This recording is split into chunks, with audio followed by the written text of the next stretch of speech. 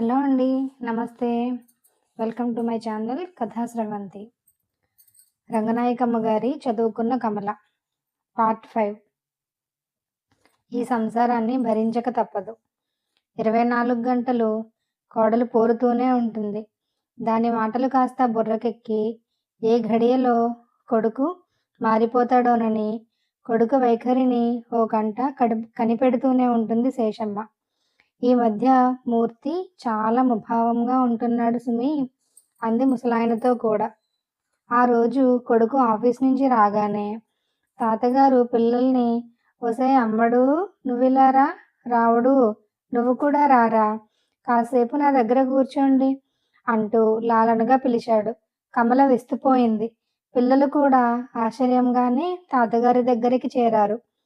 ఇలా కూర్చోండర్రా, కథ చెబుతాను, ఊకొట్టండి, ఒరే దాన్ని తోసేయకు అంటూ ఇద్దరినీ సర్ది కూర్చోబెట్టాడు. అనగనగా ఒక రాజుగారున్నారు. కథ కూడా మొదలుపెట్టాడు. పిల్లలు చక్కగా బుద్ధిగా కూర్చున్నారు. ఏడుచేపల కథ విని చప్పట్లు కొట్టారు. ఆనందంతో కమల కళ్ళు చెమర్చినంత పనైంది. ఆ రాత్రి ప్రేమని తాతగారు దగ్గరకు పిలిచి మరీ పక్కలో పడుకోబెట్టుకున్నాడు. క్రమంగా ఆయన ప్రవర్తనలో విశేషాన్ని కనిపెట్టిన కమల చాలా ఆశ్చర్యపడింది. కొడుకు ఇంట్లో ఉన్నప్పుడు పిల్లల మీద చూపించే శ్రద్ధ కొడుకు లేనప్పుడు కనపడదు. కోపాలు, చికాకులు యథాప్రకారంగానే ఉంటాయి. పిల్లలు తాతయ్యని నమ్మాలో మానాలో తెలియని స్థితిలో సతమతమవుతున్నారు. ఏం మనుషులో! కన్నబిడ్డ మెప్పు కోసం తల్లిదండ్రులు, తల్లిదండ్రుల మెచ్చుకోలు కోసం కన్న కొడుకు, మనస్సులో లేని అభిమానాలు నటించడం అనుకుంది కమల. ప్రేమ పగలు దగ్గరికి చేరి నించున్న విసుక్కునే తాతగారు దాన్ని రాత్రుళ్ళు పిలిచి మరీ దగ్గర పడుకోబెట్టుకోవడం చాలా నాళ్లుగా సాగుతూనే ఉన్నా కమల ఆ విషయాన్ని అంతగా పట్టించుకోలేదు. కానీ ఓ రోజు తల్లి పక్కలోనే నిద్రపోయిన ప్రేమ అర్ధరాత్రి లేచి తాతయ్య దగ్గర వెచ్చగా ఉంటుందే, అక్కడ పడుకుంటానే అంటూ ఏడవటం మొదలుపెట్టింది. ఏడుపుతో గౌను విప్పేసుకుంది. తాతయ్య దగ్గరికి పోతానని మొరాయించుకుని కూర్చుంది. ప్రేమ పరిస్థితి ఏమిటో ఊహించగలిగింది కమల. దాన్ని అంటకుండా పడుకుంటే నిద్రపోలేని స్థితికి వచ్చింది. తాతయ్య దాన్ని దగ్గరగా పడుకోబెట్టుకోవటం వల్ల దానికేదో సుఖం దొరుకుతోంది రోజు. దానివల్ల ముసలాయనకు కూడా ఏదైనా సుఖానుభూతి కలుగుతుందేమో. లేకపోతే దాన్ని అంత ఆప్యాయంగా పిలిచి పక్కలో చేర్చుకోవడం ఏమిటి? కమల చాలా సిగ్గుపడిపోయింది తన బుద్ధి తక్కువకి. పిల్లల పడక విషయం తను చాలా నిర్లక్ష్యం చేసినందుకు. పిల్లల్ని పెద్దవాళ్ల దగ్గర పడుకోబెట్టకూడదు. పిల్లల్ని కలిపి కూడా పడుకోబెట్టకూడదు. వాళ్ళ శరీరాల్లో నిద్రాణమై అపరిపక్వంగా ఉన్న వాంఛలు వికారంగా రేకెత్తుతాయి. వాటికి పసితనంలోనే లొంగిపోయిన పిల్లలు బ్రతుకంతా బుగ్గి చేసుకుంటారు. అలాగేలే, రేపు తాతయ్య దగ్గరే పడుకుందోలే అంటూ బుజ్జగించి ఎలాగో నిద్రపుచ్చింది ప్రేమని ఆ రాత్రి. భోజనాలు చేసి తీరిగ్గా కూర్చున్న వేళ మిట్ట మధ్యాహ్నం దిగబడ్డారు అతిథులు ముగ్గురు. తిథి నియమాలు లేక వచ్చివారే అతిథులు. మరి చిత్రం ఏమిటంటే వాళ్ళని చూసి శేషమ్మ కూడా గమ్మున గుర్తు తెచ్చుకోలేక కాస్త సందిగ్ధంలో పడింది. నేను వదిన మంగమ్మని, ఈవిడ మా వియ్యపురాలేగా, ఇదేమో మా పెద్దమ్మాయి, మొన్ననే అత్తారింటి నుంచి వచ్చింది, నెల తప్పిందని పెద్దాసుపత్రిలో ఓసారి పరీక్ష చేయిస్తే బాగుంటుందన్నారని బొత్తిగా తిండి ఇమడటం లేదు. అదీగాక ఈ నెలలో సముద్ర స్నానాలు చేస్తే ముక్తి వస్తుందంటారు. మా వియ్యపురాలు కొంచెం స్టీల్ సామానది కొనాలనుకుంటోంది. అన్ని పనులు కలిసి వస్తాయని, మిమ్మల్ని అందరినీ ఓసారి చూసినట్టు ఉంటుందని. అయ్యో ఎంత మాట! 10 ఏళ్ల పైగానే అయింది నిన్ను చూసి. ఆ మాత్రం అభిమానం ఉండబట్టే గుమ్మంలోకి వచ్చావు. లేకపోతే నీకేం కర్మ మా ఇల్లు తొక్కటానికి. రా మంగమ్మొదిన, కూర్చోండి. ఒసేయ్ కమలా, పొయ్యంటించు అంటూ ఉత్సాహంతో కేకపెట్టింది శేషమ్మ. కమల పుస్తకం మూసి లేచింది. మీ కోడలు చదువుకున్న పిల్లట? ఆ అడగడంలో ఆ పిల్ల నీ మాట వింటుందా అన్న అర్థం ధ్వనించింది. చదువుకుంది గాని పిసరంత గర్వం లేదు సుమి. ఎంత చెప్తే అంత. అత్తయ్య అత్తయ్య అంటూ నేను చెప్పిందే చేస్తుంది. ఒక్క పని కూడా స్వతంత్రించి చెయ్యదు. పెళ్ళయ్యి ఇన్నేళ్ళయిందా మొగుడికి కూడా తన చేతి మీదుగా అన్నం పెట్టుకోదు. అత్తయ్య మీరు వెళ్ళి మీ అబ్బాయికి అన్నం పెట్టండి అంటుంది. వాడు మాత్రం చదువుకున్న పెళ్ళాం దొరికిందని మిడిసిపడిపోతాడనుకున్నావా? అబ్బే నేను ఎంత చెబితే అంత. అదృష్టవంతురాలివమ్మా, ఏనాడో పెట్టి పుట్టావు అంటూ నిట్టూర్చింది మంగమ్మ. అత్తగారి మాటతో వెంటనే లేచి కిక్కురుమనకుండా వంట చేస్తూ ఉన్న కమలని చూస్తే వాళ్ళందరికీ శేషమ్మ మీద కాస్త అసూయ కలిగింది కూడా. నా కోడలైతే ఏం చెప్పమంటావ్? కడుపు చించుకుంటే కాళ్ళ మీద పడుతుంది. ఒక మంచీ లేదు, మన్ననా లేదు. ఇష్టాగోష్ఠి హెచ్చు స్థాయిలో సాగిపోతోంది. పావుగంటలా గడిచిపోయిందా గంట. నిజానికి కమల పెత్తనమే అయితే వంట గింట చెయ్యదు. హోటల్ నుంచి క్యారియర్లు తెప్పించి బిల్లు మంగమ్మగారి చేతికిస్తుంది. హోటల్ కుర్రాడు నించున్నాడు పిన్నిగారు, వాణ్ణి తొందరగా పంపించేయండి అంటుంది. కానీ శేషమ్మ భోజనాలు అయ్యాయి, కునుకులు తీయటమూ అయింది. 3 మోగ మనసులు బాగుందట అంది మంగమ్మ. బాగానే ఉంది, నేను 2 సార్లు చూశాను. తేనె మనసులు ఇంకా బాగుందమ్మోయ్, అంతా లవ్వు ప్రేమను చూసి తీరాలి అంది శేషమ్మ. అందరూ గబగబా స్నానాలు చేసి పెట్టెల్లో కొత్త చీరలు కట్టుకుని బయలుదేరే హడావిడిలో పడ్డారు. అమ్మా నేను వెళ్తానే అన్నాడు రామం. వద్దమ్మా, మనం ఇంకోసారి వెళదాం. నాన్న, నువ్వు, నేను, చెల్లి, తమ్ముడు అందరం కలిసి సరదాగా వెళదాం. ఎవరు వస్తే వాళ్లతో వెళతాననటం బాగుంటుందా అంది కమల. రాము అయిష్టంగానే ఊరుకున్నాడు.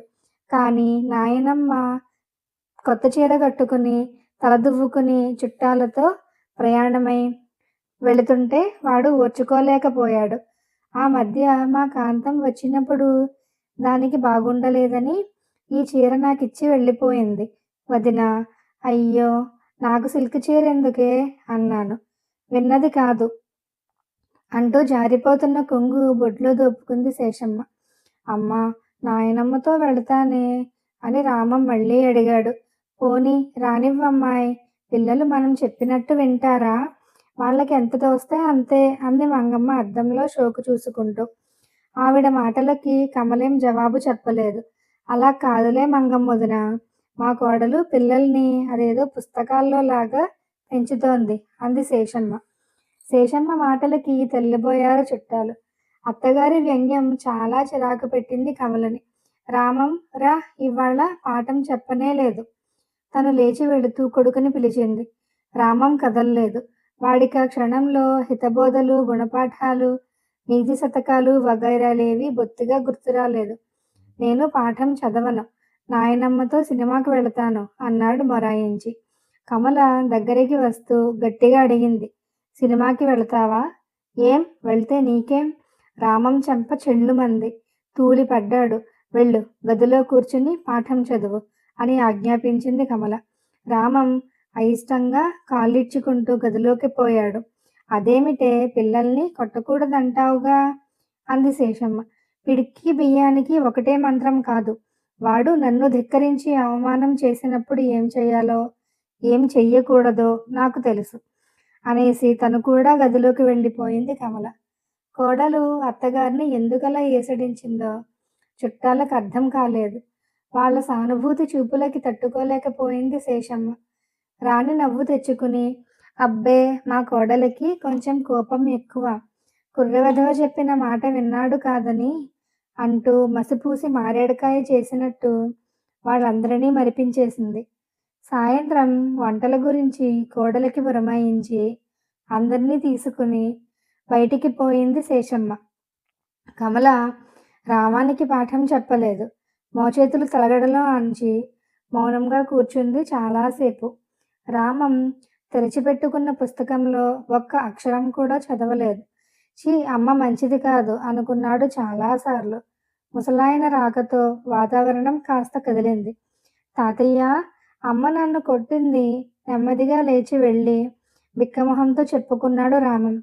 గట్టిగా కొట్టిందా, నెమ్మదిగా కొట్టిందా? మనవణ్ణి వెటకారం చేస్తూ అడిగాడు ముసలాయన. గట్టిగానే కొట్టింది తాతయ్య. అయితే సరే, నాన్నని రాని, అమ్మని కొట్టిద్దాం. రామం ఆశ్చర్యంతో కళ్ళు పెద్దవి చేశాడు. నాన్న అమ్మని కొడతాడా? ఎందుకు కొట్టడు? చితగ్గొడతాడు. వాడికి సరిగ్గా కోపం రావాలి గాని, అసలే వెర్రి కోపం వాడికి. కమల ఓ నిట్టూర్పు విడిచి వంట ప్రయత్నంలో పడింది. రాత్రి 11 గంటల వేళ తిళ్ళు తిని మంగమ్మ డబ్బులు లెక్క చూడడం మొదలెట్టింది. సినిమాలో బఠానీలు కొనుక్కున్నారట, ఒక్కో సోడా తాగారట, ఒక్కో కిళ్ళి వేసుకున్నారట. టిక్కెట్లు తీసేప్పుడు శేషమ్మ ఇచ్చిన ₹1 కాక మరో 30 పైసలు ఇవ్వదేలింది. ఒసేయ్ కమలా, నీ దగ్గర చిల్లరేమైనా ఉంటే ఇవ్వవే, మూర్తి నిద్రపోతున్నాడల్లే ఉంది అంది శేషమ్మ. కమల చిల్లర తెచ్చి ఇచ్చింది. రెండో రోజు సముద్ర స్నానానికి చుట్టాలతో కలిసి వెళుతూ మూర్తిని ఓ రూపాయి అడిగింది శేషమ్మ. మూడో రోజు ఆసుపత్రికి వాళ్ళకి సాయంగా వెళ్ళింది. ప్రభావతి దగ్గర రహస్యంగా ఓ ₹1 అప్పు చేసి, శేషమ్మదిన, నువ్వు మా ఇంటికి ఎప్పుడూ రానే రావు, బస్తీ వదిలి ఎందుకొస్తావులే అంటూ రిక్షా ఎక్కారు చుట్టాలు. కమల జబ్బుపడి లేచిన మనిషిలా అయిపోయింది 3 రోజుల చాకరీతో. కమలని ఓదార్చటానికి కూడా మొహం చెల్లలేదు మధుమూర్తికి. చుట్టాల బెడదతో పిల్లలకి చదువు చెప్పటం పడనే లేదు 3 రోజుల నుంచి. 4వ నాడు ప్రొద్దుటే పిల్లల్ని కూర్చోబెట్టి ప్రేమకి కొత్త అక్షరాలు రాసి ఇచ్చి రామానికి కొత్త పాఠం చెప్పి లేచింది కమల. పాత పాఠాలన్నీ ఓసారి చదివే అంది. రామం ఉత్సాహంగా గొంతు చించుకుంటూ పాఠాలు చదవడంలో మునిగిపోయాడు. చాలుగాని లేచిపోదు, ఇంకా ఒళ్ళు కడుక్కోవడం ఎప్పుడు, తిండి తినడం ఎప్పుడు, లేలే అంటూ వెనక పాట మొదలుపెట్టాడు తాతగారు. రామానికి ఉత్సాహం పోయి బద్ధకం వేసింది. అమ్మా లేచిపోనా అంటూ అరిచాడు. వెధం వేషం వెయ్యకు, నే చెప్పే వరకు కూర్చుని పాఠాలు చదువు అని కమల ఆజ్ఞాపించింది. ఇంకా ఎంతసేపు చదువుతాడే, గుంట వెధవని పట్టుకు చంపేస్తున్నావు, ఒక్క రోజులోనే పండితుడైపోతాడా ఏమిటి? మామగారి చమత్కారానికి కమల కోపం అణుచుకోవాలని ప్రయత్నించింది. నేను చదవమంటున్నాను, మీరు లేచిపోమ్మంటున్నారు. ఇక వాడి ధ్యాస చదువు మీద ఉంటుందా అంది. వేళ పోవటం లేదు, ఇంకా ఎప్పుడు బడికి వెళతాడు? ఆ బొండాం పంతులమ్మ ఆలస్యంగా వెళితే బాగానే వడ్డిస్తుంది వాణ్ణి. కమలకి అసహ్యం ముంచుకొచ్చింది. ముసలాయన చూసిన వాళ్ళందరికీ పేర్లెట్టడం చాలాసార్లు వింది. అదీగాక పిల్లల ఎదుట వాళ్ళ మేస్టార్లని వెటకారాలు చెయ్యటం మంచి పని కాదు. వాళ్ళకా మేస్టార్ల మీద ఇంకేం గౌరవం ఉంటుంది? అయినా వాణ్ణి ఏ వేళకి బడికి పంపించాలో నాకు తెలుసు. అదంతా నేను చూసుకోగలను. మీకు అనవసరం అనేసింది కమల కోపంగానే. శేషమ్మ చప్పున చేతులు జాడిస్తూ, అయిందా మీ పెద్దరికం? ఎందుకొచ్చిన తంపటమంట మీకు? గుడ్లు పెట్టుకుని చూస్తూ కూర్చోలేరు అంటూ భర్తగారిని చివాట్లు పెట్టింది. కమల మళ్ళీ అంది, మొన్ననో రోజు ఇలాగే చేశారు. వాడు రాసుకుంటూ ఉంటే ఏదో పొట్లం తెచ్చి పలక మీద పెట్టారు.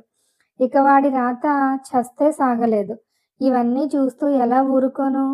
దానికి కూడా శేషమ్మ మొగుణ్ణే చివాట్లు పెట్టింది. ఆయన పిచ్చిగాని, అది కాస్త నోట్లో పడేసుకుంటే పోదు, ఏదో మనసాగక. పిల్లల మీద ప్రేమ చేత కదా ఏం చేసినా.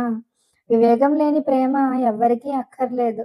కమల అంతా వింటున్న మూర్తి విసుగ్గా అన్నాడు. ఏమిటా దురుసుతనం? సామరస్యంగా మాట్లాడుకోరాదు అన్నాడు. కమల మండిపడింది. ఇక కొత్తగా నేర్చుకుంటాను సామరస్యం. పిల్లాడి చదువు విషయం వాళ్ళమ్మ చూసుకోగలదు కదా, మీకెందుకు మధ్య అని ఆయన్ని అడగటం పోయి, నాది దురుసుతనం అంటున్నారా అంది నిర్మోహమాటంగా. మూర్తి నోరు విప్పలేదు. సినిమాకి వెళ్ళనివ్వని రోజు నుంచి రామం తల్లి బోధనలకు విరుద్ధంగానే ఉన్నాడు.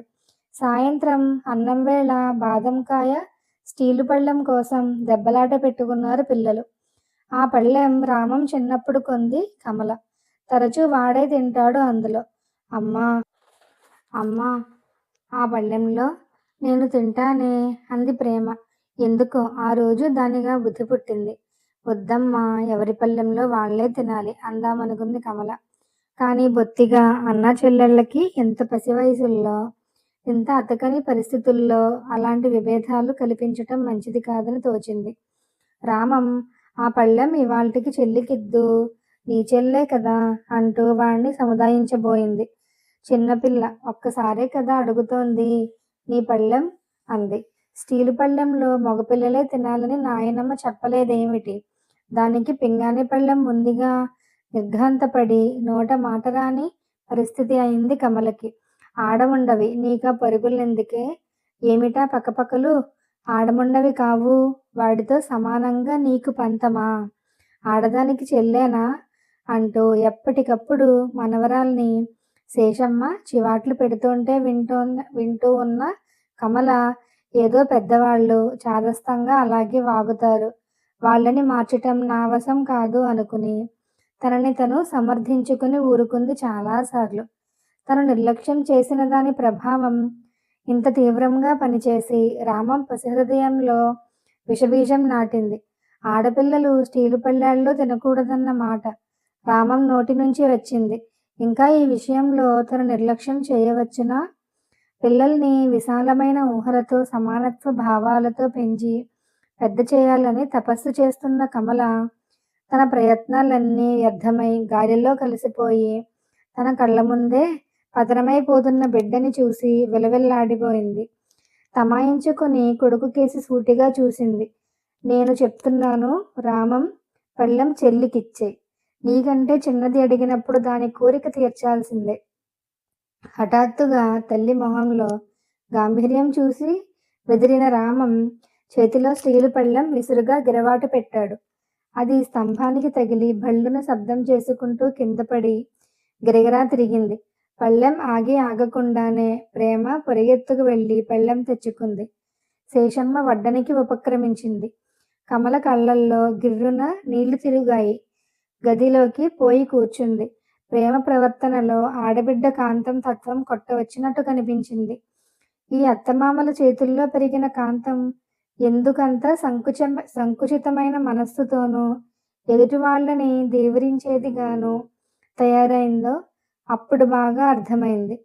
పిల్లలు తామంతా ఒక్కటే అనుకుంటారు స్వతహాగా. వాళ్ళల్లో ఆడ మగ భేదాల్ని ఎంచి హెచ్చుతగ్గులు చూపిస్తే దాని ప్రభావం చాలా అమానుషంగా ఉంటుంది. మగపిల్లలు అహంకారం చూపిస్తూ ఆడపిల్లల్ని చులకనగా చూడడం నేర్చుకుంటారు. అలాగే ఆడపిల్లలు మగపిల్లల అధికారాలకు తలలు దించి తమని తాము చిన్నబుచ్చుకుంటూ ఎదుటి వాళ్ళకి ఒదిగి ఒదిగి బతికే బలహీనమైన వ్యక్తిత్వాన్ని అలవరుచుకుంటారు. తల్లిదండ్రులు గొప్పవాడిగా చూసే అన్న మీద గాని తమ్ముడి మీద గాని ఆడపిల్లకి నిజమైన అనురాగం ఉండదు. అందుకే కాంతం మధుమూర్తిని ప్రేమించదు. అతని కష్టం గమనించదు. అతని ఇబ్బందులు లక్ష్యపెట్టదు. అతను సుఖపడటం ఇష్టం లేక జలగలా పీక్కు తింటూ ఉంటుంది. మధుమూర్తి కూడా తను ఎన్ని సమస్యలతో కొట్టుకుంటున్నా ఆడపిల్ల అడిగిందన్న సానుభూతితోనూ దాన్ని ఉద్ధరించాల్సిన బాధ్యత మగాణ్ణి కాబట్టి నాకే ఉంది అన్న అహంతోనూ పదో పరకో ఇచ్చి తక్కువ వాళ్ళకి సహాయం చేసినప్పుడు దొరికే తృప్తి పొందుతాడు. రామం అలా పళ్ళెం గిరవాటు పెట్టినప్పుడు ప్రేమ దాన్ని కన్నెత్తి కూడా చూడకూడదు. అన్నయ్య ఇష్టంతో ఇవ్వలేదు, అలా విసిరి కొడితే నేనెందుకు తీసుకుంటాను అన్న ఆలోచన దానికి లేకపోయింది. ఆత్మాభిమానం పసితనం నుంచి అలవడుతుంది కానీ ప్రేమ కాంతంలా తయారవుతుందా? ఏమిటో మనసంతా వేదనతో నిండిపోయింది కమలకి. మరే చిన్న సంఘటనకి ఈ మనసింక తట్టుకోలేదేమో. ఈ గుండెల్లో బాధంతా ఎవరికైనా చెప్పేస్తే అర్థం చేసుకునే వాళ్ళకి, బాగా అర్థం చేసుకునే వాళ్ళకి ఎవరున్నారు? ఇంకెవరు? పద్మ. అవును, పద్మ. పద్మకి ఉత్తరం రాస్తే ఏమవుతుంది? దానికి ఎన్ని బాధలున్నాయో అవన్నీ తను వినాలా? అమ్మా! కమల గబగబా కళ్ళు ఒత్తుకుంది. నాకు అరటిపండు పెట్టమనవే. మజ్జిగ చుక్కలు చేతి వెంట కారుతోంటే ఏడుస్తూ నించుంది ప్రేమ. ఏమిటమ్మా అరటిపండేమిటి? చూడు ఎంగిలి ఎలా పడుతోందో ఇంట్లో. అదేం వినిపించుకోలేదు ప్రేమ. తాతయ్య అన్నయ్యకి అరటిపండిచ్చాడు, నాకు ఇమ్మని చెప్పు అంటూ బిక్కమొహం వేసింది అది. ముందు నువ్వు బయటికి పద అంటూ కమల కూతుర్ని గదిలోంచి తీసుకుపోయింది. రామం మజ్జిగన్నంలోకి అరటిపండు ఒలిచి పెట్టుకున్నాడు. రామం, ఎక్కడిది నీకా పండు అంది కమల. తాతయ్య ఇచ్చాడు. చెల్లికి కూడా కొంచెం పెట్టాలని తెలీదు. దానికి కొంచెం పెట్టు, మజ్జిగన్నంలో నంజుకుంటుంది. తాతయ్య నాకే ఇచ్చాడు. రామం మాటల్లో స్టీలు పళ్ళెం కోపం దాగి ఉంది. కావాలంటే తాతయ్యనే అడుగు. కమల ఇంకా ఆ విషయాన్నంత తేలిగ్గా పోనివ్వదలుచుకోలేదు. మామగారితో అంది. ఇద్దరూ కలిసి తిళ్ళు తింటోన్నప్పుడు ఒక్కడికే ఎలా ఇచ్చారు? ఇదేమైపోతుందనుకున్నారు? ఏం దానికేం దుబ్బుడాయి? ఏ పచ్చడి ముక్కో నంజుకు తినలేదా? వాడు బళ్ళోకి పోయి చదువుకుని వస్తున్నాడు. ఇది ఇంట్లో తిని తిరగటమేగా. ఆడముండ వాడితో వంతు వేసుకుంటుందేమిటి? కమలకి తల గిర్రున తిరిగింది. ఛీ, వీళ్ళు మనుషులా? బిడ్డల్ని కనిపించిన తల్లిదండ్రులా? పసిబిడ్డల హృదయాలకు విషం నూరిపోసే రాక్షసులు గాని ప్రేమానురాగాల్ని పంచిపెట్టే ఆత్మీయులా? కమల శరీరం ఆవేశంతో కంపించిపోసాగింది. కళ్ళు ఎర్రబారాయి. మీరిద్దరూ దాన్ని పట్టుకుని అస్తమానము ఆడముండవి ఆడముండవి అని తిట్టిపోస్తుంటే ఎంతకాలం ఊరుకున్నాను. నోరెరుగని పసివాళ్ళకి తిండి దగ్గర కూడా ఇంత వ్యత్యాసం చూపించే మీలాంటి పెద్దవాళ్ళని నేనెక్కడా చూడలేదు. ఏమీ ఎరుగని పసిపిల్లలకి ఆడ మగ అని ఆలోచనలు పుట్టించటం మీకు ధర్మమేనా అంది గబగబా. కోడలి మాటలు పూర్తి కాకుండానే శేషమ్మ బుగ్గలు నొక్కుకుంటూ, ఇదేం విడ్డూరమే, ఆడ మగ అని ఆలోచన మనం పుట్టించటం ఏమిటి? దేవుడే చేశాడు, వాళ్ళకి మాత్రం తెలీదు అంది. అవును, దేవుడే చేశాడు. ఎందుకు? సృష్టి కోసం. సృష్టికి అవసరం కాబట్టే చేశాడు. మగాళ్ళు అక్కర్లేకుండానే సృష్టి పెరిగే మార్గం ఉంటే ఒక్క ఆడవాళ్ళనే సృష్టించి ఊరుకునేవాడు. దేవుడి సృష్టిలో పూచిక పుల్ల కూడా అప్రయోజకంగా మొలకెత్తదు. ఏది అవసరమో అదే చేస్తాడు. స్త్రీ పురుషుల్ని దేవుడు సృష్టిస్తే హెచ్చుతగ్గులు మనం సృష్టించుకున్నాం. మగవాడంటే గొప్పలు హోదాలు దేవుడు సృష్టించినవి కావు. మగాణ్ణి పెత్తనం వెలగబెట్టమని దేవుడెవ్వరికీ ఉపదేశించలేదు. మగవాడికి కాకాలు పట్టి వంతపాడమని దేవుడు ఆడదానికి బోధించలేదు.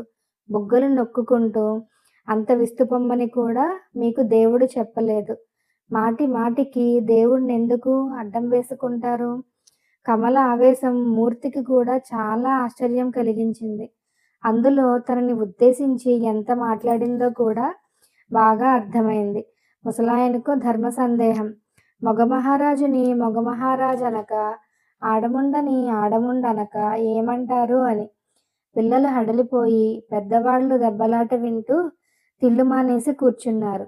కమల కొడుకు పళ్ళెంలో అరటిపండు తీసి పెరట్లోకి విసిరేసింది. ఈ పాపిష్టి తిండి నువ్వు తినొద్దు, హాయిగా అన్నాలు తిని లేవండి అంటూ విసురుగా గదిలోకి వెళ్ళిపోయింది. ఇద్దరు పసిపిల్లలే కదా, తిండి దగ్గర పక్షపాతం బాగుంటుందా? మనం కన్నపిల్లల్ని మనమే సమాన దృష్టితో చూసుకోలేమా అని తండ్రిని అడగలేకపోయాడు మధుమూర్తి. ఒళ్ళో నిద్రపోతూ ఉన్న చంటివాణ్ణి భుజం మీద వేసుకుని లేచి గదిలోకి వెళ్ళాడు. తలగడిలో మొహం పెట్టుకుని వెక్కి వెక్కి ఏడుస్తోంది కమల. స్థాణువులా నుంచున్నాడు మూర్తి. కమలని ఓదార్చే శక్తి అతనికి ఎక్కడ ఉంది? ప్రియమైన పద్మ, ఇంతకాలానికి ఇలా అనుకోకుండా నా ఉత్తరం చూసి ఆశ్చర్యపడతావేమో. నీకు ఉత్తరం రాయాలని ఓ పావుగంట సేపు ఉత్తరం రాస్తూ కూర్చుంది కమల. తన ఆవేదనంతా చెప్పుకుంది. ఎందుకు? సానుభూతి కోసమా? ఏం లాభం? కమల సమస్యలు పరిష్కారం అవుతాయా? కావు. కావని తెలుసు. పద్మ చూపించే సానుభూతి తనకి అక్కర్లేదు. కానీ తను ఎంత కరెక్టో పద్మ చెప్తుంది. తన డోలాందోళన ఆగిపోతుంది. తన వివేకం, విజ్ఞానం ఎందుకు కొరగాకుండా పోతున్నాయో తెలిసి వస్తుంది. అవును, పద్మకి మనసు విప్పి అంతా రాయాలి, ఇంకా రాయాలి. అమ్మా, అన్నయ్య కొట్టాడే అంటూ ప్రేమ రావడంతో కాగితాలు మూసి లేచిపోయింది. ఆ రోజు ఉత్తరం రాయటం పడనే లేదు. ఆ రోజు రాత్రివేళ భారంగా తిండి తిని బయట వాకిట్లో పడుకున్నాడు ముసలాయన. తాతయ్య, కథ చెప్పవా అంటూ దగ్గరికి చేరాడు రామం. వాడి వెనకే ప్రేమ కూడా వెళ్ళింది. రామం తాతగారి పక్కలో పడుకున్నాడు. ప్రేమ కాళ్ల వైపున కూర్చుంది. తాతగారు కథ కూడా ప్రారంభించాడు. ఆ రాజు గారేమో ఓ మగపిల్లాడు కావాలని దేవుడి కోసం తపస్సు చేశాడు. మగపిల్లాడెందుకు తాతయ్య? అదేం ప్రశ్నరా పిచ్చి వెధవ. పుత్రుడు లేనిదే గతులు లేవు. ఎంతమంది ఆడపిల్లలున్నా మగబిడ్డ లేనప్పుడు వాళ్ళు గొడ్డువాళ్లతోనే సమానం. అందుకని రాజుగారు దేవుణ్ణి అలా ప్రార్థించారు. దేవుడు ఎక్కడుంటాడు తాతయ్య? ప్రేమ అడిగింది. ఆకాశంలో. అక్కడేనా? ప్రేమ తలెత్తి ఆకాశం కేసి విస్మయంగా చూడసాగింది. ఆకాశం నిర్మలంగా ప్రశాంతంగా ఉంది. చుక్కలు మెలిమెలా మెరిసిపోతున్నాయి. వాటిని చూస్తోన్న కొద్దీ ప్రేమకి ఉత్సాహం పొంగువచ్చింది. దేవుడు కనిపించటం లేదేం తాతయ్య? దేవుడు అలా కనపడడు. ఆకాశంలో బాగా పైన పెద్ద మేడ ఉంటుంది. అక్కడికి వెళితే కనబడతాడు. నువ్వు వెళ్ళిపోతావుటే? అదిరిపడింది కమల. తన చెవులు తనని భ్రమింపచేయటం లేదు కదా. ముసలాయన మాత్రం అంత మాట అంటారా? దేవుడి దగ్గరికి ఎందుకు? ప్రేమ సందేహం. ఎందుకేమిటి? ఎంచక్క అక్కడ ఎన్నో అప్పచ్చులు అవి ఉంటాయి. మిఠాయిలు, మామిడి పళ్ళు ఉంటాయి. అన్నీ తినొచ్చు. చక్కగా నిన్ను దేవుడు ఎత్తుకు తిరుగుతాడు. అయితే నేను వెళ్తాను తాతయ్య. రామం. ఛ వెర్రి వెధవ. నీకేం కర్మరా మగ మహారాజువి. దానికైతే ఓ 10,000 ముడుపు చెల్లిస్తే గాని తద్దినం వదలదు. అంతలోనే హాస్యధోరణి. వెళ్ళిపోవే తల్లి, వెళ్ళిపో. దేవుడి దగ్గరికి వెళ్ళిపో. నువ్వు వస్తావా తాతయ్య? ఆసిముండా, ఎంత శిఖండివే. అందరినీ కదిలించి గాని నువ్వు కదలవు. ఎలా అడిగిందో విన్నావుటే అంటూ రాణినవ్వు తెచ్చిపెట్టుకుంటూ పెళ్ళాన్ని పలకరించాడు. కమలకంతా అయోమయమైపోయింది. ఇంత దారుణమైన హాస్యం ఏ పెద్ద మనిషి అయినా చంటిపిల్లతో ఆడగలడా? అసలు ఈ విషయాన్ని ఎవరైనా వింటే నమ్ముతారా?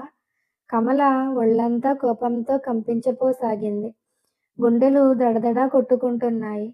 ఏదో అదృశ్య హస్తం మెదడుని కర్కశంగా నలిపేస్తున్నంత బాధ కలిగింది. భరించలేని దుఃఖంతో ఆవేశం కట్టలు తెంచుకుంది.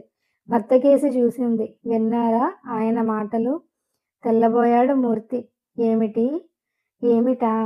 అంతకన్నా తెల్లబోయింది కమల. ఏ ప్రపంచంలో ఉన్నారు మీరు? అబ్బా చెప్పరాదు. ఏం చెప్పాలి? ఎలా చెప్పాలి? ఎంతకాలం చెప్పాలి? ఆడపిల్లలంటే ఆయనకి ఎందుకంత వెగటైపోయింది? అది మన కడుపున పుట్టలేదు. దానికి తల్లిదండ్రులు లేరు. దాని బరువు ఆయనేం మోస్తున్నారు? పుట్టిన దగ్గర నుంచి దాన్ని ఏక వరుసగా కాల్చుకు తింటోంటే భరించాను. ఇక అది ఈ నరకంలో బ్రతకలేదు. ఏ అనాథాశ్రమంలోనో చేర్పించేయండి. అది ఎక్కడైనా సరే బ్రతికుంటే నేను సంతోషిస్తాను. అందరూ వింటూ ఉండగానే కమల మాట్లాడింది. కోడలి కోపానికి శేషమ్మ కాస్త తెల్లబోయింది. అదేమిటే కమల? ముసలాయనేదో హాస్యాన్ని కన్నదాన్ని పట్టుకుని, ఛీ, మీరు కూడా పిల్లల్ని కన్నారు. మీకు కడుపు తీపి తెలీదు. చచ్చిపోమ్మన్నది హాస్యమా? 4 ఏళ్లు నిండని పసిదానితోనా హాస్యం? కాటికి కాళ్ళు చాచుకున్న వాళ్ళకే 10 కాలాల పాటు బ్రతికి ప్రపంచంలో వింతలన్నీ చూసేయాలన్న సంబరం ఉంది కానీ, కళ్ళైనా తెరవని పసిబిడ్డ దేవుడి దగ్గరికి వెళ్ళిపోవాలా? ఏమిటా వెదవ్వాగుడు? చెయ్యి ఎత్తబోయి నిగ్రహించుకున్నాడు మధుమూర్తి. కమల తిరస్కారంగా చూసింది. మీ చేష్టలతోటే నా పరువు పోయింది. ఇక ఆ దెబ్బ నా ఒంటి మీద పడితే వచ్చే నామోషి ఏమీ లేదు. ఆవేశం అణుచుకోవటం ఎందుకు అనేసి గిర్రున తిరిగి గదిలోకి వెళ్ళిపోయింది. మధుమూర్తి ఏ విషయాన్ని అంతగా పట్టించుకోడు. ఏ సంగతి లోతుగా ఆలోచించడు. అతని తత్వం చాలా వరకు తెలిసినా కమల అతన్ని ప్రేమించింది. కానీ తండ్రి అయిన మధుమూర్తి బిడ్డల గురించి అయినా ఆలోచించకపోతే కమల భరించలేదు. అలాంటి మధుమూర్తిని కమల క్షమించలేదు. పిల్లలు పుడితే బాధ్యతలు నిర్వర్తించాలని తెలియని వ్యక్తికి అసలు పిల్లల్ని కనే హక్కు లేదు. కన్నబిడ్డల్ని గాలికి వదిలి బాధ్యతలు విస్మరించే తల్లిదండ్రులు సిగ్గుతో చచ్చిపోవాలి. ఆలోచిస్తే అది మధుమూర్తి నేరం కాదేమో. అతను మగపుట్టుక పుట్టి తల్లిదండ్రులకు గర్వం కలిగించాడు. ఆ ఔన్నత్యాన్ని అంతరంగంలో పదిలపరుచుకున్నాడు. తల్లిదండ్రుల లోకం విడిచి విద్యార్జనలో వేలు పెట్టినప్పుడైనా స్కూలు గాని, కాలేజీ గాని, యూనివర్సిటీ గాని అతనికి ఆలోచించటం నేర్పలేదు. అతను పెరిగి పెద్దవాడై భర్త అవుతాడని, తండ్రి అవుతాడని ఏ విద్యాసంస్థ గ్రహించలేదు. జీవితంలో అతడు ఏ సమస్యని ఎలా పరిష్కరించుకోవాలో, ఏ బాధ్యతని ఎలా నిర్వహించుకోవాలో, ఏ కర్తవ్యం ఎలా నెరవేర్చుకోవాలో బోధపరచలేదు.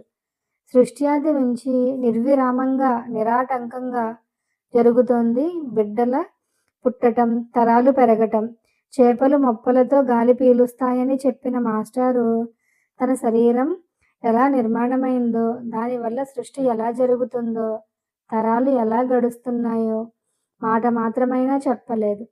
అన్ని విషయాల్లోనూ విజ్ఞానవంతుణ్ణి చేసి పంపిన విద్యాసంస్థలు అతనికి భర్తగాను, తండ్రిగాను శిక్షణ ఇవ్వలేదు. పసితనం వదిలించకుండా వెళ్ళిన వాణ్ణి వెళ్ళినట్టే బయటికి పంపాయి. మధుమూర్తి సంవత్సరాలకు సంవత్సరాలే కృషి చేసి డిగ్రీలు సంపాదించాడు. అవి అతని జీవితానికి పనికిరాకపోతే అతనేం చేయగలడు? డిగ్రీ పెట్టుకుని ఉద్యోగం చేస్తున్నాడు. డబ్బు సంపాదిస్తున్నాడు. డబ్బుతో సరుకులు కొనవచ్చు. దేవుడు బతికించినంత కాలం బ్రతకనూవచ్చు. డబ్బుతో కూడా జీవితాలు సాగనప్పుడు, సమస్యలు పరిష్కారం కానప్పుడు, బాధ్యతలు తీరిపోనప్పుడు అతనేం చెయ్యగలడు? వాటి మార్గాల కోసం మళ్ళా ఏవేవో పుస్తకాలు తిరగవేసే తీరిక, ఓపిక లేవు మధుమూర్తికి. కానీ కమల కూడా అదే రకం స్కూళ్ళల్లో అదే రకం పుస్తకాలు చదివింది కదా! క్లాసు పుస్తకాల్లో లేని సంగతులేవో ఇతర పుస్తకాల్లో నేర్చుకుంది కదా! ఆ సంగతులన్నీ మధుమూర్తికి కమల విడమరిచి చెబుతూనే ఉంది కదా! అది చెవిన పెట్టలేడా? నిశ్శబ్దంగా ఒక పావుగంట గడిచింది. మూర్తి తల్లి పిలుపుతో లేచి వెళ్ళి యాంత్రికంగా తిండి తిన్నాడు. కమల అడిగినట్టు తను తల్లిదండ్రుల్ని అడగలేడు సరికదా! కమల తప్పేముందని కొట్టబోయాడు. ఎంత మూర్ఖుడు! తిండి తిన్నంతసేపు మదన పడుతూనే ఉన్నాడు. కొడుకు భోజనం అయ్యాక కోడల్ని పిలిచింది శేషమ్మ అన్నాలు వడ్డిస్తూ. మీరు భోంచేయండి, నాకు ఆకలి లేదు అంటూ వాకిట్లో నిద్రపోతున్న పిల్లల్ని గదిలో పడుకోబెట్టింది కమల. మూర్తి అనునయంగా అన్నాడు. అన్నం తినిరా కమలా, వెళ్ళు. తింటాను, ముందు మీతో నేను కొంచెం మాట్లాడాలి. ఆశ్చర్యంగా చూశాడు మధుమూర్తి. ఏమిటి? ఇక్కడ కాదు, అలా బయటికి వెళదాం, వస్తారా? కమలలో ఎన్నడూ చూడని కొత్త ధైర్యం కనిపించింది. సరే పద. కమల వెళ్ళి వీధి గుమ్మంలో నించుంది. మూర్తి జోళ్లు వేసుకుని వెళుతూ ఉంటే తెల్లబోయి చూసింది శేషమ్మ. ఇద్దరూ ముభావంగా నడిచారు. హైస్కూలు పిల్లలు ఆటలాడుకునే గ్రౌండ్ వరకు. గ్రౌండ్ నిర్మానుష్యంగా ఉంది. రోడ్డుకి దూరంగా సిమెంటు దిమ్మ మీద కూర్చున్నాడు. 2 నిమిషాలు నిశ్శబ్దంగా గడిచాయి. కమల అంది, నేను ప్రేమని తీసుకుని వెళ్ళిపోతాను. ఎక్కడికి? ప్రస్తుతం మా వాళ్ళింటికి, తరువాత ఎక్కడ ఉద్యోగం దొరికితే అక్కడికి. కమల, విస్తుపోయాడు మధుమూర్తి. కమల చాలా సీరియస్గా అంటోందని గ్రహించాడు. ప్రేమ మాత్రం ఎందుకు? కోపంగా అన్నాడు. అది ఆడపిల్ల. ఆడపిల్లని ద్వేషించే వాళ్ళ దగ్గర దాన్ని విడిచిపెట్టలేను. మగపిల్లలిద్దరూ ఎలాగో పెరుగుతారు, ప్రాణాలతోనైనా బ్రతుకుతారు. అందర్నీ చూసుకునే శక్తి నాకు మాత్రం ఎక్కడిది? ఆ శక్తి వస్తే వాళ్ళనే తీసుకువెళతాను. ముందు నా ఏర్పాటు నేను చూసుకోవాలి. కమల, మూర్తి కోపం చాలా వరకు దిగజారిపోయింది. కమల చేతిని గట్టిగా పట్టుకున్నాడు. ఎందుకంత బాధపడుతున్నావు కమల? బాధ కాకపోతే ఏముంది? ఈ సంసారాన్ని చూసుకుని బాధపడకుండా ఎలా ఉంటాను? నా బిడ్డల్ని ద్వేషించే వ్యక్తుల్ని నేనెలా ప్రేమిస్తాను? ఏళ్ల తరబడి ఇలా స్పర్ధలతో వాళ్ళ మధ్య ఎంతకాలం బ్రతుకుతాను? రోజు ఉండే చికాకులకు ఓ రోజు అంతం ఉండాలిగా. అది రేపే అయితే సంతోషమే కదా. మూర్తి మౌనం వహించాడు. ఒక్కటి చెప్పండి, మీరలా ముభావంగా ఉంటే కాదు, ఇవ్వాళైనా మనసులు విప్పి మాట్లాడుకుందాం. ఈ ఇంట్లో నేను లేకపోతే జరిగే లోటేమిటి? కమల, మనకి యవ్వనంలో సగభాగం గడిచిపోయింది. శరీరాల్లో కోరికలు కూడా మనోవేదనలో పడి, నలిగి, నాశనమైపోయే స్థితిలో ఉన్నాము. మన ఇద్దరి మధ్య మిగిలి ఉన్న ఆ ఒక్క బంధం ఇవాళ తెగిపోతే వచ్చే నష్టమేమీ లేదు.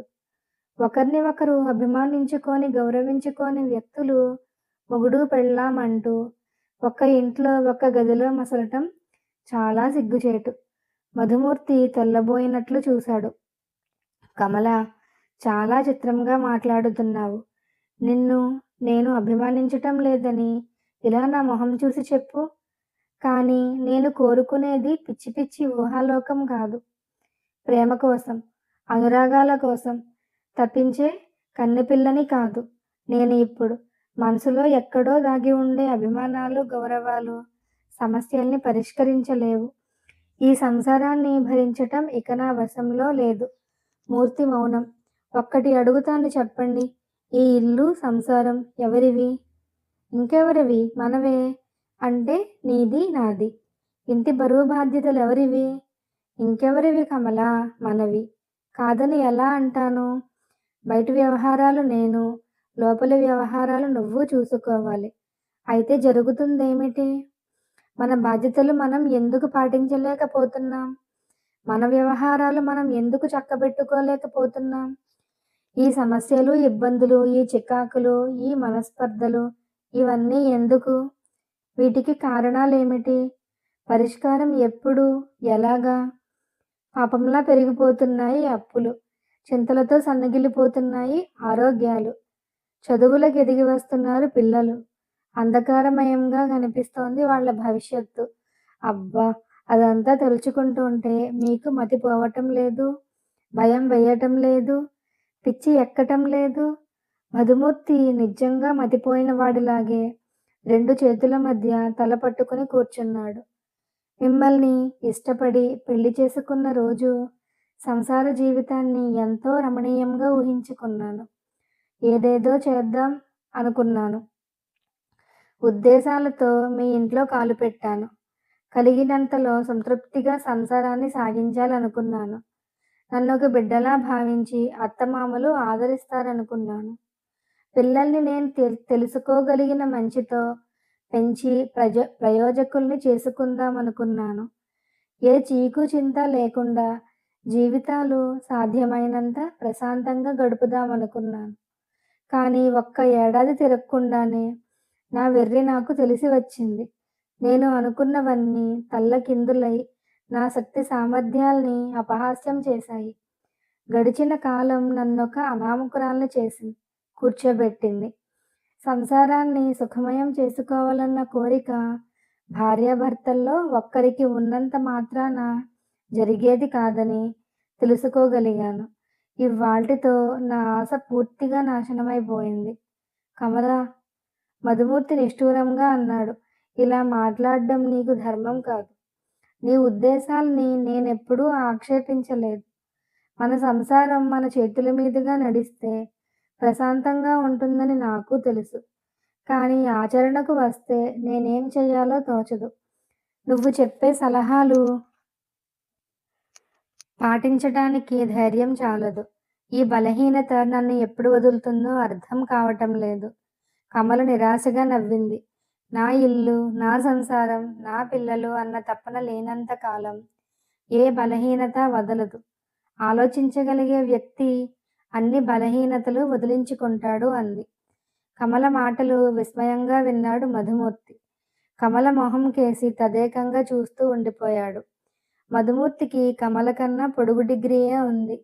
అయినా కమల విజ్ఞానం, కమల ఆలోచనలు అతనికి లేవు. ఆడది తన విజ్ఞానాన్ని మస్తిష్కంలో దాచి ఉంచుకోదు. దాని అవసరాన్ని ప్రతి అనుభవంలోనూ రంగరించుకుంటుంది. దాని ప్రభావాన్ని జీవితం మీద ప్రతిఫలింపచేసుకుంటుంది. వెలిగించిన దీపంలా పరిసరాలకు కాంతి ప్రసాదిస్తుంది. మగవాడు అలా కాదు. విద్యని జీవితానికి అన్వయించుకోడు. దాని ఔన్నత్యాన్ని ఆచరణకి తెచ్చుకోడు. దాన్ని జీతం రాళ్ళకి, పొట్టకూటికి పరిమితం చేసుకుంటాడు. విజ్ఞానం మీద ఆసక్తి ఉన్నవాడు అతని విజ్ఞానాన్నుంచి అతనే శాంతి పొందుతాడు. అందులో మరో వ్యక్తి ప్రమేయం ఉండదు. జోక్యం ఉండదు. విజ్ఞానపరంగా అతనికి ఎవరూ సన్నిహితం కానవసరం లేదు. అందుకే మహావిజ్ఞానవంతుడైన మగవాడు కూడా నిరక్షర కుక్షిని భార్యగా స్వీకరించి నిశ్చింతగా కాలం వెళ్ళబుచ్చగలడు. మధుమూర్తి సర్వసామాన్యుడైన మగవాడే. కానీ కమల అతనితో, తన విజ్ఞానానికి సన్నిహితంగా రాని భర్తతో నిశ్చింతగా కాలం గడపలేని స్థితికి వచ్చింది. కమల, అప్రయత్నంగా అన్నాడు మధుమూర్తి. ఇన్నేళ్ళు నీ సహచర్యాన్ని వ్యర్థం చేసుకున్నానేమో అనిపిస్తోంది నాకు. ఏమో కాదు, వ్యర్థం చేసుకున్నాను. నేను ఇంటి పెత్తనం కోసం తహతహలాడుతున్నానని అనుకోవద్దు. కానీ ఇల్లాలిగా నా చోటు నాకు లభించలేదన్న బాధ మాత్రం ఉంది నాకు. మన ఇంట్లో ఏ వ్యవహారము మన ఇద్దరికీ ముడిపెట్టి లేదు. మీకు మీ తల్లిదండ్రులకి తప్ప మీకు మీ భార్యకి, మీకు మీ బిడ్డలకి ఏమీ లేదు. ఎవరి స్థానాల్లో వారిని ఉంచినప్పుడు ఎవరి జీవితమూ రాణించదు అంది కమల. కమల, నీ ఉద్దేశాలన్నీ నాకు తెలిసాయి. నువ్వు ఎన్నో విధాల అమ్మని నాన్నని మార్చాలని ప్రయత్నించావు. ప్రయోజనం ఏమీ కనిపించింది. మొగుడు కాదన్న దాన్ని ముష్టివాడు కూడా కాదంటాడన్న సామెత మన అందరి తలల్లోనూ ఉంది. ఈ సంసారాన్ని నాకు అప్పగించే ప్రయత్నం మీరు చేశారా? ఏ వ్యవహారంలోనైనా నా సలహాలు అడిగారా? నాకై నేనే చెప్పినప్పుడు నా అభిప్రాయాల్ని పాటించారా? నా ఇష్టాయిష్టాలు ఒక్కనాడైనా గమనించారా? నా స్థానం నాకివ్వకుండా, నా విలువ ఏనాడూ లేకుండా చేశారో ఆనాడే నేను అత్తమామలకు చులకనైపోయాను. అన్ని విషయాల్లోనూ చెడ్డదాన్నే అయ్యాను. తప్పితే మరో మర్యాదేమీ నాకు దక్కలేదు. ఆఖరికి నా పిల్లలు కూడా నన్ను నిర్లక్ష్యం చేసేంత దుస్థితి అనుభవిస్తూ నేను ఉండలేను. ఒకరోజు కాదు, 7 ఏళ్లు భరించా ఈ క్షోభ. నా ఆశలన్నీ వ్యర్థం అని తెలిసి పోయింది. పసిపిల్లని దేవుడి దగ్గరికి పొమ్మని ఎలా అనగలిగావు నాన్నా అని అడగలేని మీరు ఇక మమ్మల్ని ఉద్ధరిస్తారన్న భ్రమ పూర్తిగా వదిలిపోయింది. అందుకనే నేను వెళ్ళిపోదామనుకుంటున్నాను. కన్నీళ్లు కారుతోంటే దుఃఖం ఆపుకోవటానికి శతవిధాలా ప్రయత్నిస్తూ ప్రయోజనం లేక తలదించుకుంది కమల. మధుమూర్తి స్థాణువులా కూర్చున్నాడు. కొంతసేపటికి కమల లేచింది. ఇంటికి వెళదాం పదండి, చంటివాడు లేస్తాడేమో. విస్మయంగా చూశాడు మూర్తి. రేపు వదిలేసి వెళ్ళాలనుకున్న దానికి చంటివాడి మీద ఇంకా మమకారం ఎందుకో. ఇద్దరూ నడక సాగించారు. బొత్తిగా మాటలు జరగలేదు. శేషమ్మ వీధి తలుపులు తీసింది. గదికేసి పోతున్న కోడల్ని ఉద్దేశించి, అన్నం తినవటే అంది. మధుమూర్తి కమల చెయ్యి పట్టుకుని, అన్నం తినిరా, వెళ్ళు అన్నాడు. కమల వంటింట్లోకి వెళ్ళి పిడికెడు మజ్జిగన్నం కలుపుకుని తిని వచ్చింది. రాత్రి కూడా భార్యాభర్తల మధ్య మాటలు జరగలేదు. రెండో వ్యక్తి నిద్రపోవటం లేదన్న సంగతి ఇద్దరూ గ్రహించారు. మామూలుగానే తెల్లవారింది. మధుమూర్తి బయటికి వెళ్ళి మధ్యాహ్నం వేళకి కూడా ఇంటికి రాలేదు. కమల పెట్టె సర్దుకుని సిద్ధంగా ఉంది. మాటి మాటికి కళ్ళల్లో నీళ్లు ఊరుతున్నాయి. ఎంత ప్రయత్నించినా మనసును నిగ్రహించుకోవటం సాధ్యం కావటం లేదు. ముఖ్యంగా చంటివాడు, అల్లారు ముద్దుగా పెరుగుతోన్న చంటివాడు. రామం మాత్రం అప్పుడే తల్లి అవసరం లేని ప్రయోజకుడైపోయాడా? చెవిలో పాట పాడుతూ లేపి, చదివించి, నీళ్లు పోసి, అన్నం పెట్టి, బట్టలు తొడిగి, బడికి పంపి, అయ్యో అవన్నీ రామం చేసుకుంటాడా? బళ్ళో నుంచి వచ్చి అమ్మ కోసం వెతుక్కోడా? తాతగారు కసిరితే ఎవరితో చెప్పుకుంటాడు? ఈ ఇంట్లో పిల్లల్ని ఎవరు శ్రద్ధగా చూస్తారు? వాళ్ళకి చదువులు అబ్బుతాయా? మంచి లక్షణాలు అలవడతాయా? తల్లి తను ఉండి ఏమీ చెయ్యలేదా? భగవంతుడా, నా బిడ్డల్ని ఎందుకిచ్చావు తండ్రి? ఏదన్నా ఉద్యోగం చూసుకుని వీళ్ళని కూడా తీసుకుని పోవాలి అనుకున్న తర్వాతే కమల మనసు శాంతించింది. చంటివాణ్ణి ముద్దు పెట్టుకుంటుంటే వాడి బుగ్గల మీద తల్లి కన్నీళ్లు జలజల రాలాయి. కోడలి ధోరణి అర్థం కాని శేషమ్మ ఆ ప్రయాణం ఎక్కడికో తెలియక గుంజాటన పడుతోంది. మధుమూర్తి హడావిడిగా వచ్చాడు. కమల, బండి తీసుకొస్తాను లే. నివ్వెరపోయింది కమల. ఒక్క క్షణం నిశ్చలంగా నించుంది. తనని పంపటానికే నిశ్చయించాడా తన భర్త? కమల గబగబా కళ్ళు తుడుచుకుంది. కమల ఆవేదనంతా తుడిచిపెట్టుకుపోయింది. ఈ ఇంట్లో తనకి స్థానం లేదని నిర్ణయించాడు భర్త. మూర్తి హడావిడిగా వరండాలోకి వెళ్ళాడు. అమ్మా! ఏమిట్రా? ఏమిటి? నీ పెళ్ళాం ఎక్కడికైనా వెళుతోందా? నా పెళ్ళాం ఒక్కతే కాదు, నేను పిల్లలు కూడా వెళుతున్నాం. అవతల వీధిలో ఇల్లు చూశానమ్మా. మేము వేరే ఉంటాం. మీరు అక్కడికి ఎప్పుడూ రావద్దు. మీకు నేను నెలకి కొంత పంపిస్తాను. కమలకి ఆనందం, దుఃఖం పొంగి వచ్చాయి. మ్రాన్పడిపోయిన స్థితిలో గుమ్మాన్ని కరుచుకుని ఉండిపోయింది. శేషమ్మ, ముసలాయన తెల్లబోయారు. వేరే ఏమిట్రా? శేషమ్మ గుండె దడదడా కొట్టుకొని రెట్టింపు స్పీడుతో పనిచెయ్యసాగింది. ఉన్నవాడివి ఒక్కడివి, నీకు మాకు వేరేముట్రా? ఆవిడ బుర్ర చురుగ్గా ఆలోచించింది. ఇదంతా ఎవరు చెప్పి పెట్టారా నీకు? అమ్మా!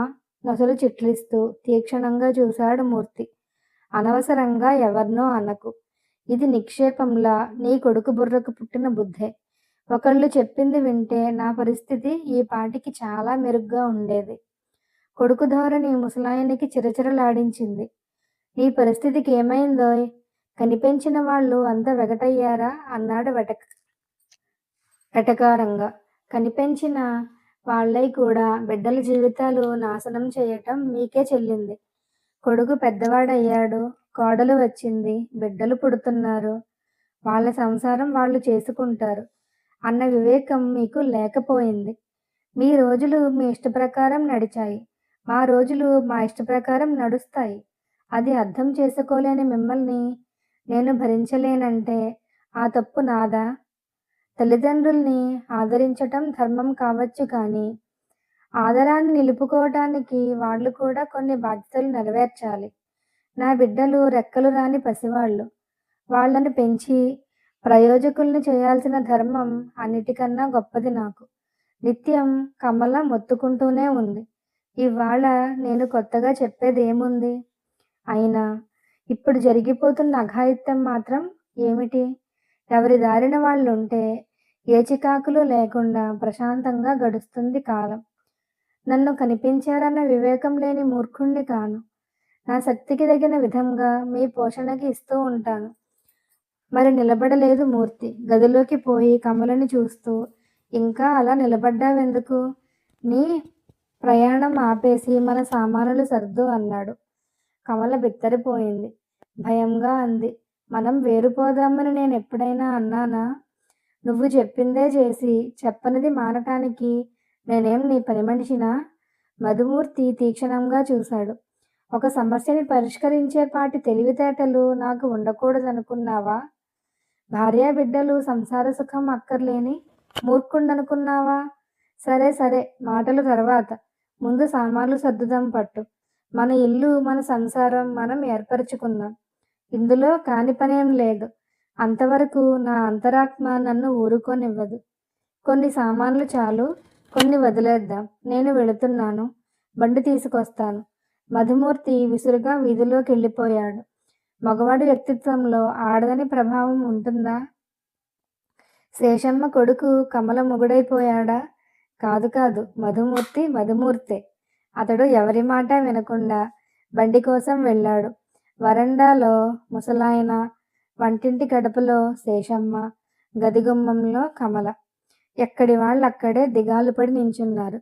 చంటివాడు వాకిట్లో తప్పటడుగులు వేస్తున్నాడు. చదువుకున్న కమల నవల్ కంప్లీట్ అయిందండి. Please like, share and subscribe my channel. Thank you so much.